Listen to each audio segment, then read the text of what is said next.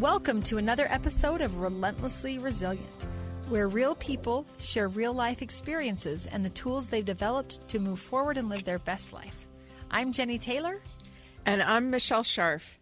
Today we have a special guest with us, Ben Kauffman. Ben, I'm so excited to speak with you. We've only known each other on Facebook, and we actually met through the Brent Taylor Foundation's library or book club. Not library.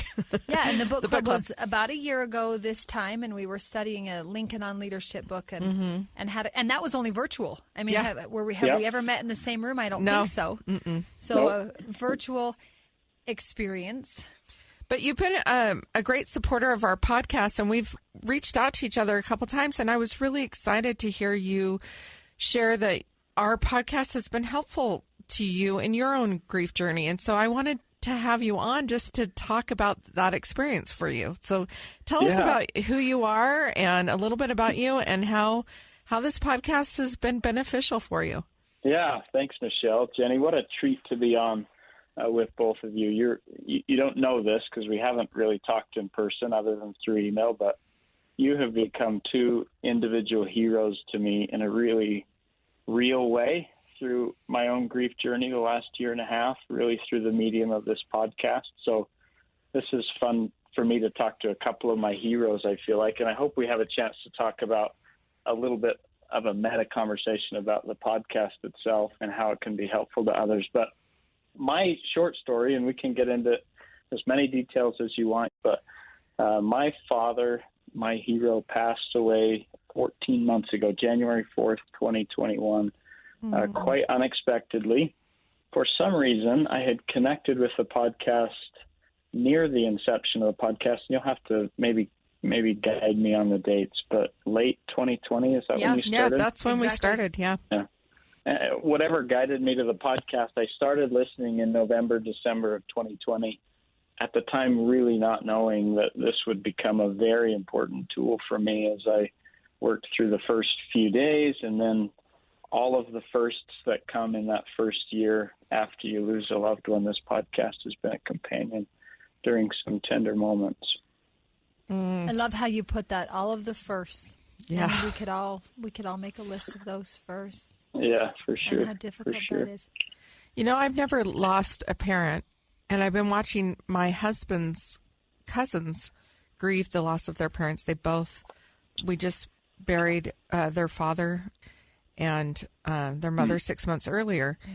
And it's been a profound awakening for me at my lack of ability to understand what my children are going through.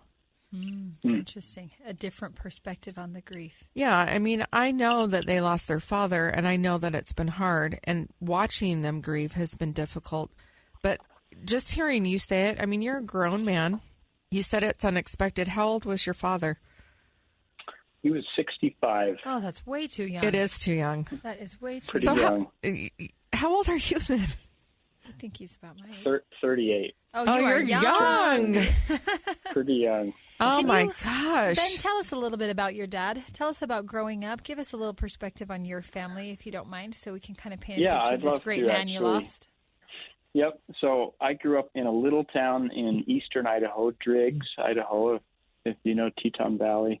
Oh, just at the base of I have a girlfriend that Teton. has had fantasies since I met her about living there.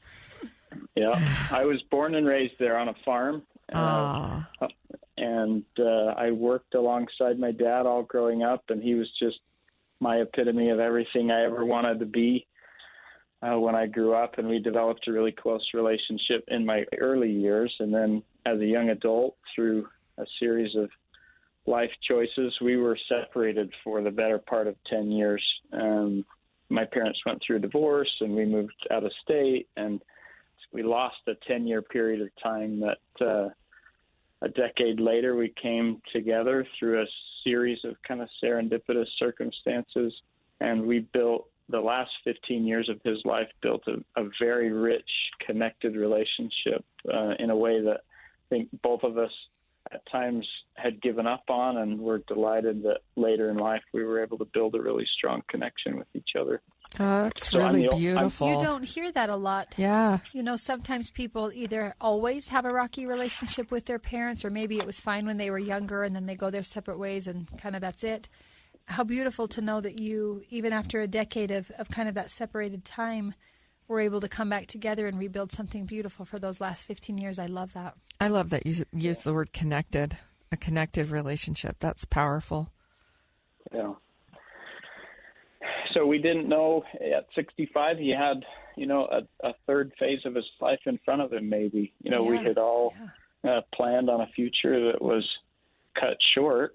He died of a heart attack in his sleep on the night of January 4th.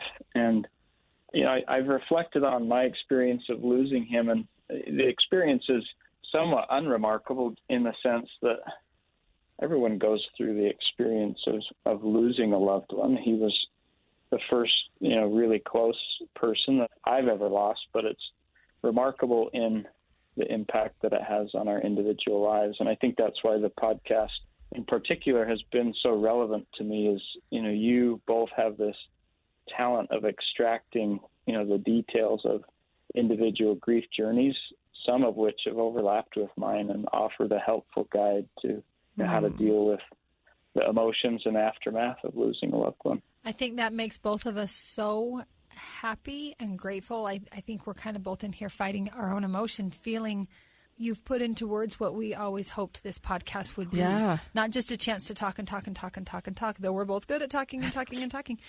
But a chance, I love what you said, to extract the story so that we can help each other. Isn't that exactly what we want this beautiful ongoing conversation to be? Yeah, that was my intention. I'm like, I know so many people with really hard stories that have done really hard things, but they inspire me to be able to know that I have the ability to be just as strong. And that's why I wanted to share these people. So many of these people that we've had on are my friends. Right. And people that I've met along my work life just journey. Your everyday path. Yeah. Sure.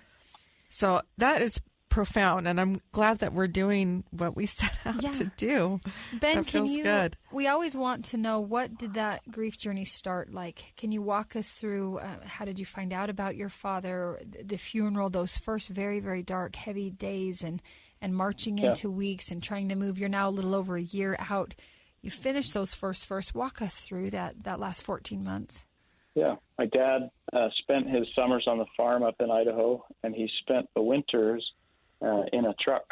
He was a semi-truck driver. He hauled propane all over the Intermountain West. And so he and I, the last 15 years, had this game of cat and mouse that, we would chase each other around the freeways in Utah and Wyoming and Colorado and Nevada. And it was always a game. He wouldn't tell me where he was. And it was always up to me to find him. And we would have these fun rendezvous together whenever I could figure out where he was. How fun. I love that. And his last day was a Sunday. The 3rd of January was a Sunday. We live up in Weber County.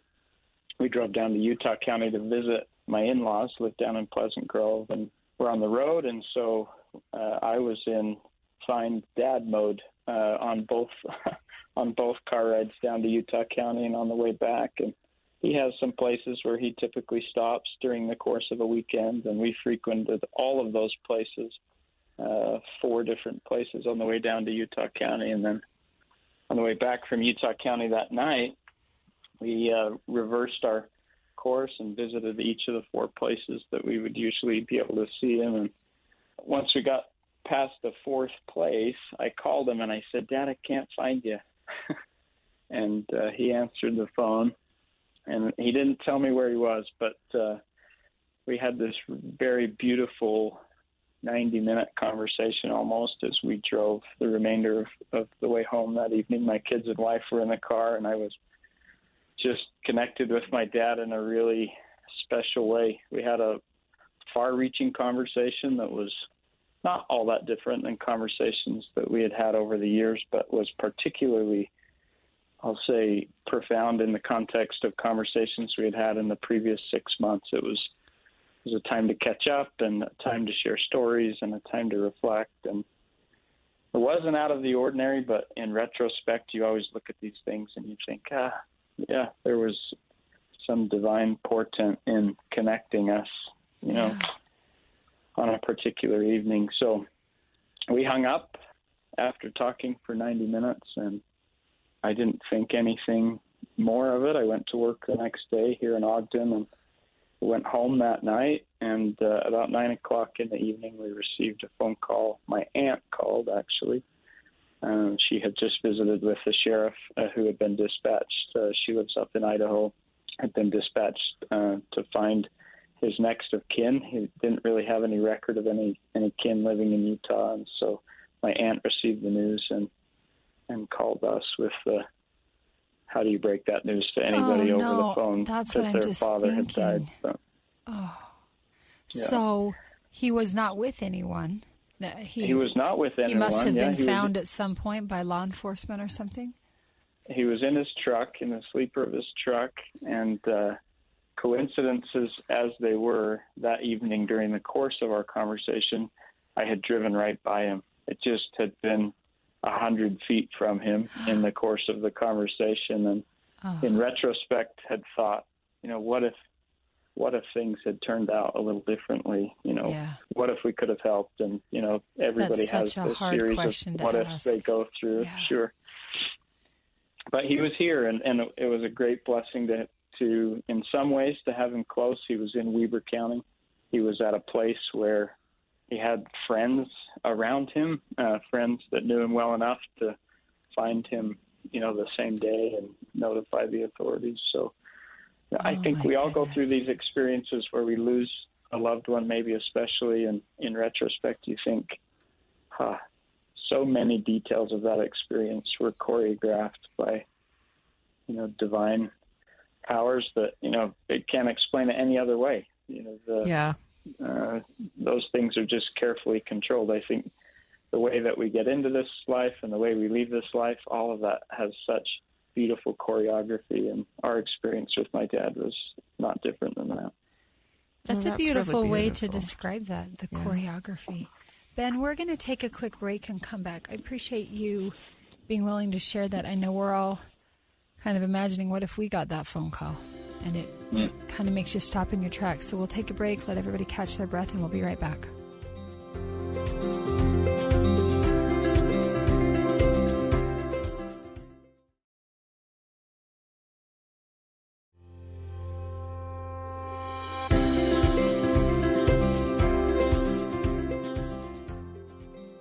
All right, Ben, so you've gotten that phone call.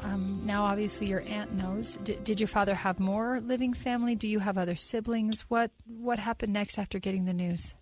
I have my mother still alive. She lives in Washington State. And I have two siblings, a younger sister and a younger brother. The hardest phone call of my life maybe was pivoting from receiving the news myself, processing through that grief with my wife and kids who were with me when I received the phone call, and then finding the courage and the strength to call my mom to give her the news that her sweetheart of so many years had passed away. She should have probably been the first one to know, but as circumstances developed, she wasn't. And so, I found it a great blessing, actually, in retrospect, to be the one to carefully convey that news to my mom. But that was the hardest phone call I think I'll probably ever make. Cross your fingers in my life. Yep. I'm sitting here thinking of my situation paralleling yours. The moment the authorities told me Brent had been killed, my immediate first thought was, how are we going to tell his mother?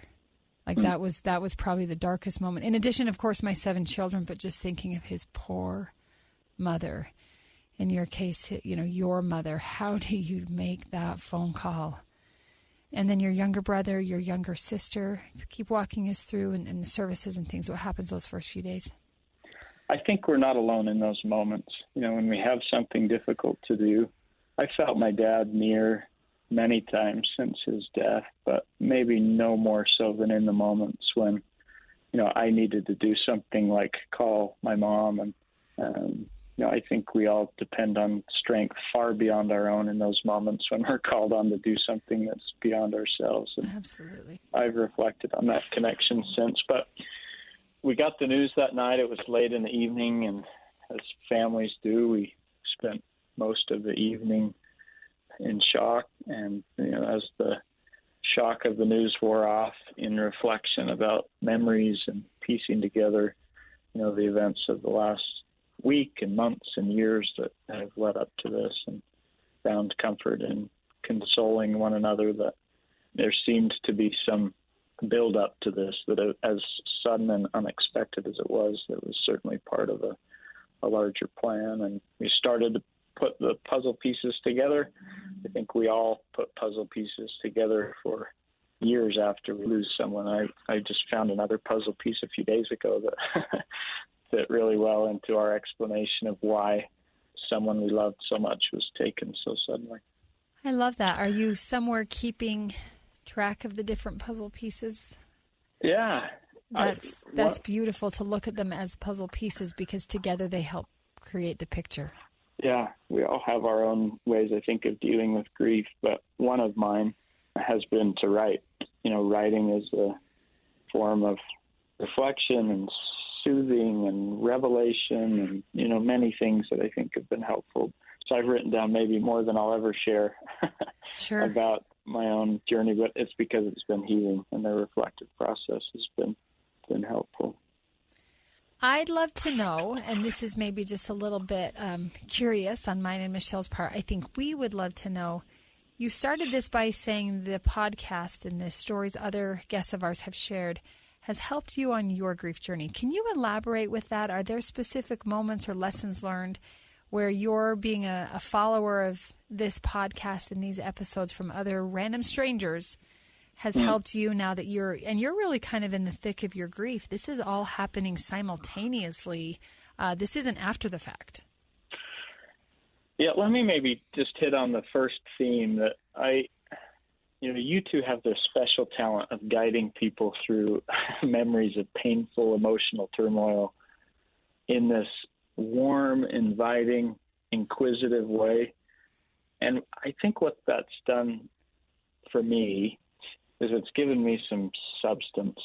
And when I think of mourning, the act of mourning, in some ways we're wired to experience things vicariously through others. I think the scriptural advice to mourn with those that mourn certainly indicates that we're wired in a certain way to experience the grief that others are going through in a way that's removed from our own, but connected, if that makes sense. And I think more than any specific story, the opportunity to log in, so to speak, every week and hear a grief story, not that they've all been grief stories, but a lot of them have been oriented around individual grief journeys, and feel vicariously those emotions has been in itself just healing for me. It's not that I've been able to do anything necessarily for those people or help them in their journey, but their own reflections on where they've been, how they've overcome obstacles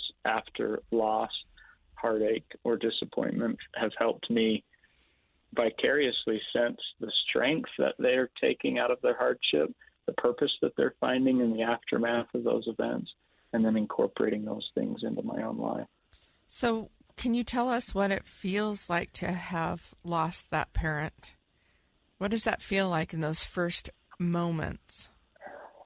That's a good question, Michelle. I think I had a good friend who wrote me a note right after my dad died, and I'll just maybe read you what she wrote, because I think she put it more beautifully than I could, but it really does describe the way I felt. She said, "Grief, I've learned, is really just love.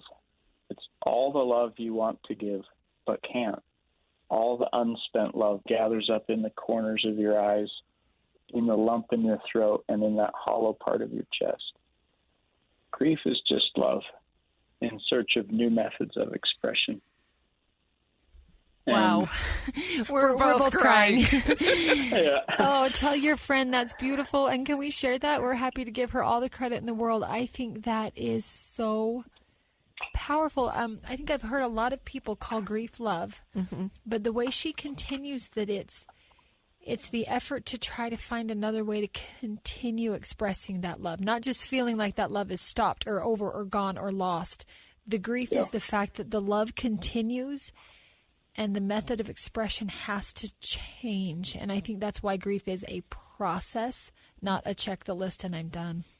I love that. Yeah. So what can you tell others that are early in their loss with an adult parent loss? What is it like when you have children of your own and you've lost this grandparent and this person that you wanted to share with them? What can you tell me about that, and what kind of a story can you relay for those that have just recently lost their parent? What's the message that you have for them? Yeah, it's a great question, Michelle. If we were around a fireplace and could talk all night, we could probably reflect, and I think some meaningful conversations could come out of a more intimate conversation. But I would just say I've been very surprised by a principle that you two highlighted in a recent episode about the ability to continue to build a relationship with that parent, in this case, my dad.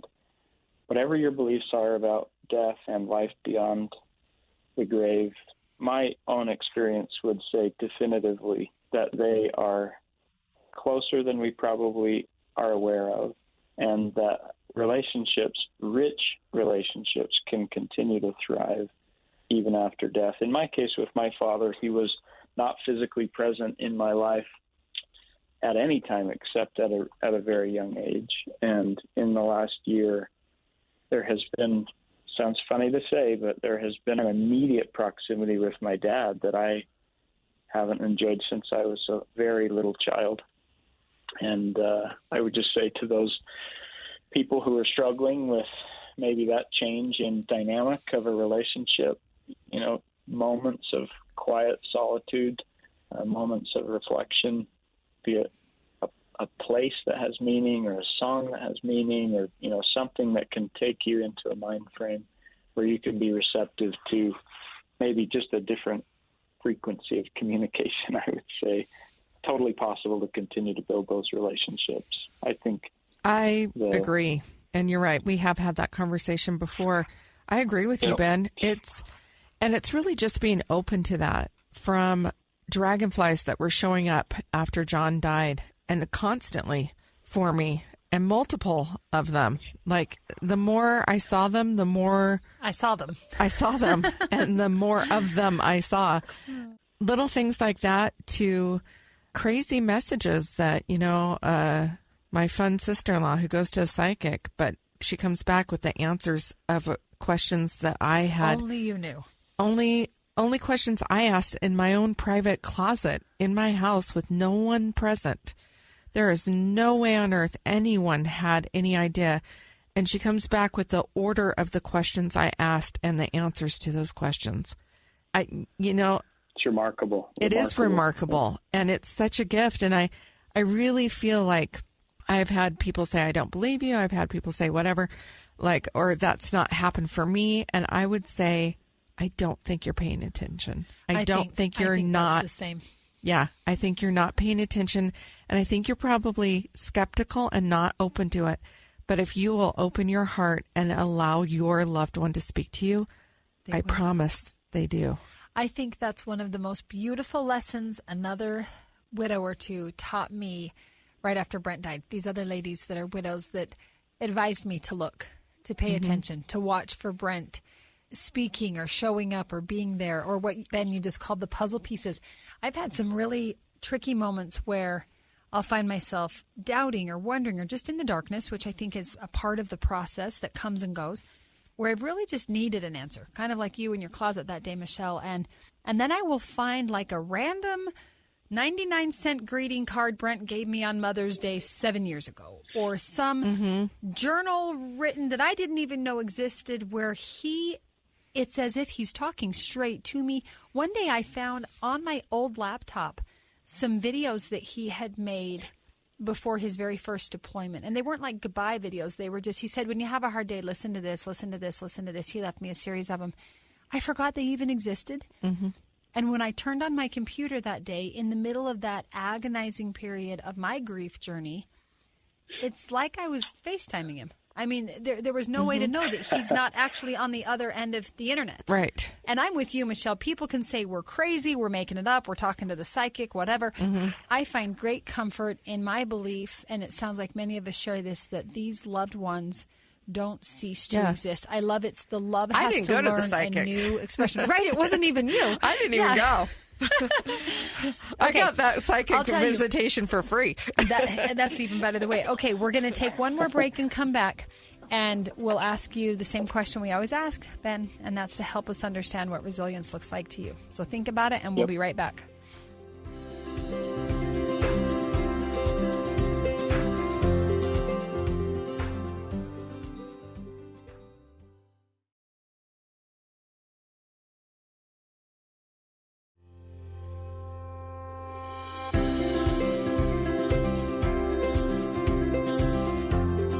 All right, Ben, listen, I'm going to ask you the question we ask everybody, but in doing so, Michelle, I'll admit I'm a little nervous. I think we're going to be out of a job here because I think Ben could host this show better than the two of us combined. Like, I'm listening to you going, wow. Wait, you got that out of this show? Huh. Yeah. Whoa. I'm kind of impressed by this beautiful thing that we're creating. And we have a lot of guests that could come on and host the show. Yeah, host circles around us. But thank you, Ben, for helping us see the value of what we're trying to bring. Like Michelle said, when she first had the idea of this podcast and presented it to me, and then we presented it to KSL and presented it to potential guests and listeners, it makes you just feel so happy to know it's happening. It's happening in a positive way. You. Yeah. Okay, here's the question. You're ready for it.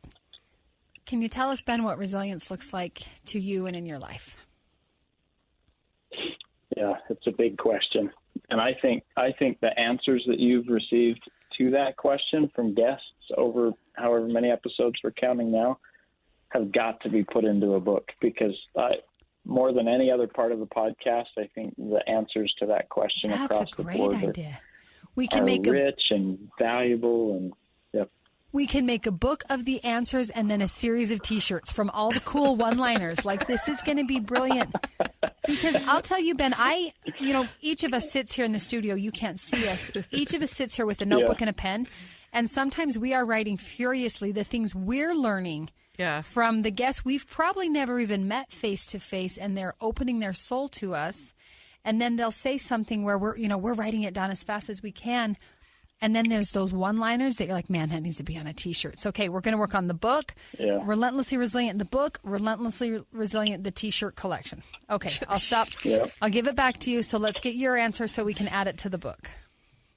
Okay, so I'm actually going to share an answer by another of my heroes, and then I'll build on it. And those that know me well will probably laugh. But there is a guest, maybe a future guest on your podcast, Jennie and Michelle, Michaela Schifrin, the Olympic skier. I don't know if you've heard her story, but she lost her father almost exactly a year before I did. Early I did not know 2020. that. Oh my goodness. He was the same age as my dad, and she had actually lost her grandmother 2 months prior to that, and so she went through this incredible period of loss. She's of course a public figure, and so she did this in the eye of a more public eye than most of us deal with grief. And she put together, in the aftermath of her father dying, a foundation, a resiliency foundation that was really made up of alpine skiing athletes. But she put together a foundation, the Jeff Schifrin's Resiliency Fund, and she's done a lot of good work. But she asked scores of athletes to opine on the same question almost that you ask at the end of every episode: what does resilience mean to you? So there's lots of content out there, but her answer to me was really instructive, and it came to me in the first 30 days after my dad died, and so it was particularly helpful. But she said, to me, resilience is the ability to experience something really difficult, hardship, pain, struggle, to experience that, and then to get to the other side of it, holding on to some form of strength or purpose. Whoa. Can you read that again, please? That is so good. Yeah. To me, resilience is the ability to experience something really difficult, hardship, pain, struggle, to experience that and to get to the other side of it, holding on to some form of strength or purpose. Wow. Not just to get to the other side of it and survive, but to get to the other side of it and pull some strength and some purpose. That is so powerful. That absolutely is. That is almost the definition of resilience. Finding purpose and value in the hard thing, the struggle, and being stronger for it. I love that so much. It's perfect. I would add to that maybe just something I've learned from the two of you, which is I think resilience, yes, for sure, is to get through difficult things and hold on to strength or purpose. But what I've heard from the two of you is resilience is as much the act of anticipating or harnessing the energy that we know is generated in times of crisis. A loved one dies, a soldier falls. I think, Jennie, you're a great example of this, of being there when people are going through moments of grief or crisis or disappointment, and then harnessing that energy for the purpose of doing good. And this podcast is the greatest example I know of doing that. And hats off to, the podcast certainly indexes many stories of resilience, and we all share our definition, but in a very powerful way, the podcast itself is an example of what resilience is and can be in our individual lives. Well, thank you so much for sharing that. And I think you're right. I'm going to acknowledge that and take total ownership of the fact that we are taking the energy of some really hard things in our life, and we are trying to turn them around for good. Well, and how awesome to think of harnessing horrible, awful, heavy energy in a positive, uplifting way. Mm-hmm. Like you put that, I can tell you're a writer. You've got such a way with words, Ben, that creates such a powerful construct where I can think of the energy. We can describe the weight, the heaviness, the gloom, the overcoming, the despair. We could go on and on with that description. I've never thought, what if I harness that? What if I use that for positive forward movement? What if that same heaviness could propel me forward rather than just pull me down? I think that is absolutely what we hope that people who listen and share their journeys with us on this podcast can do. I know that's what I hope my children can learn to do in time. They're still young. We're about 3.5 years out from Brent's death now, and some of them are getting older. They're starting to make their own decisions. My oldest daughter's going to be graduating and leaving home in 1.5 years or so. Michelle's kids are grown, and some of them are married with kids of their own. I mean, we have these steps after steps after steps. How great if we could harness that energy and that grief and that pain while finding a sense of purpose. I just think that is powerful, Ben. I think you should write the book. We'll give you the transcripts. We'll give you the transcripts of the interviews, because you may think we're good at asking questions, but wow, you are good at articulating the summation. So we can't thank you enough for being with us today. Let me just add one point, maybe, Jennie, and this is evident maybe more to us listeners than it is to you as hosts, but the fact that you have led this podcast with your own stories, in dedicated episodes that detail Brent's passing and John's passing, and then tidbits of connection through, each of the episodes as you have listeners on. I think for me, one of the most beautiful parts of the podcast is this juxtaposition of this very large arc narrative of Jennie and Michelle that we understand and find some connection through grief too. And then the depth and the texture of the details that you provide in your daily lives and the connectedness of those details to the broader story. I just think you're building a great resource in your two stories, to the extent that that both of you are willing to be transparent and vulnerable about your journeys, that years from now people will go back and listen to, and it will be the dominant narrative that comes out of the podcast, because you're both on a journey, you're willing to share it, and it's far more nuanced and beautiful than can be shared in a single episode. But you're it's unfolding before us as we listen to it. So thank you for that. And I'm eager to continue to listen and learn from both of you. Oh, thank you so much. Thanks, Ben. This has been very uplifting for us, because sometimes you wonder, is anybody listening? Does anybody care? My own brother will tell me all the time how depressing the show is because we talk about the darkness and the heaviness and the My grief boyfriend and the will despair. say, how do you do this? Yeah, There's I can't so listen to that all much day. trauma.